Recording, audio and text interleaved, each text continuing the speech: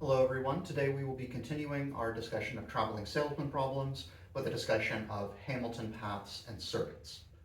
Now, what are Hamilton paths and circuits? Well, a Hamilton path is essentially just a path that visits all of the different vertices of a graph exactly once, and in this case we're starting and ending at different vertices. So, for this graph over here, we have four vertices, A, B, C, and D, and we want to visit all of them exactly once. So one simple way we could do this is we could just start at A and then go B, C, D. We've now visited all of the vertices exactly once. Or another way that we could achieve the same thing, we could go A to B, and then D, and then C. There are several different other ways that we could go about this that would all result in visiting all four vertices exactly once. So this would be a Hamilton path.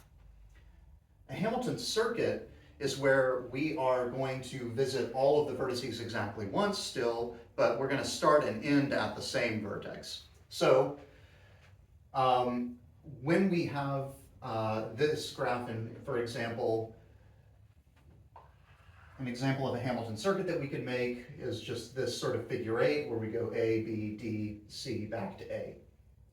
Now, one thing about Hamilton circuits is that, say we're going in this order, A, B, D, C, A. If we reverse this order,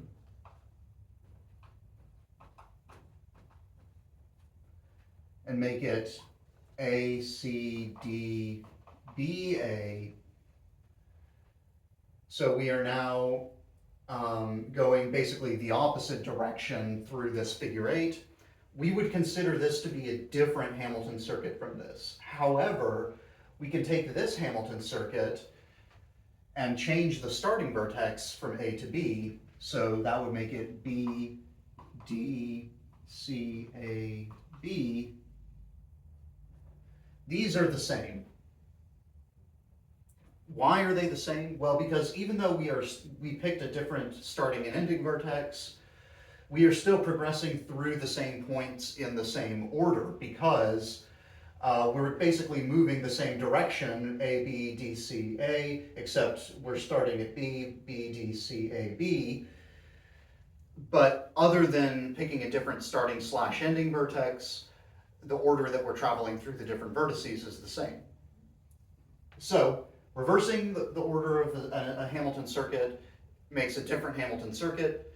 Keeping the same order but changing which vertex you're starting and ending at is considered to be the same, just a different way of writing the same Hamilton circuit. One other thing about Hamilton circuits is that you can always take a Hamilton circuit and just remove an edge from it to make a Hamilton path. However, the reverse is not necessarily true. You cannot always take a Hamilton path for a graph and just add an edge to make it a Hamilton circuit. Now, if you watched the last set of videos, you may remember the concept of Euler circuits and paths. The key difference between Euler circuits and paths and Hamilton circuits and paths is that with Euler circuits or paths, you're trying to visit all of the edges of a graph exactly once, versus for Hamilton circuits and paths, you're trying to visit all the vertices of a graph exactly once. Now, I have down here a couple of examples of what we call complete graphs. A complete graph is basically just a graph where every vertex in the graph is connected to every other vertex. So the way that we abbreviate these is K and then the number of vertices. So K3 is a complete graph with 3 vertices. 4 vertices is K4, K5, K6. So in all of these graphs, every vertex in the graph is connected to every other vertex in the graph. Now, when we are dealing with traveling salesman problems, we are normally looking at complete graphs in the sense that we are operating under the assumption that from whatever point you're at, you can get to any of the other points. So if we're trying to make a tour that visits all the different vertices, this would be a Hamilton circuit, assuming that we are trying to end at the same place that we started. So when we have complete graphs like this, the number of Hamilton paths is given by n factorial. N in this case being the number of vertices we have, and the number of Hamilton circuits is given by n minus 1 factorial. So as you may or may not be aware, factorials get really big really fast. So K3, if we do n minus 1 factorial, that would be 2 factorial, which would just be 2 Hamilton circuits.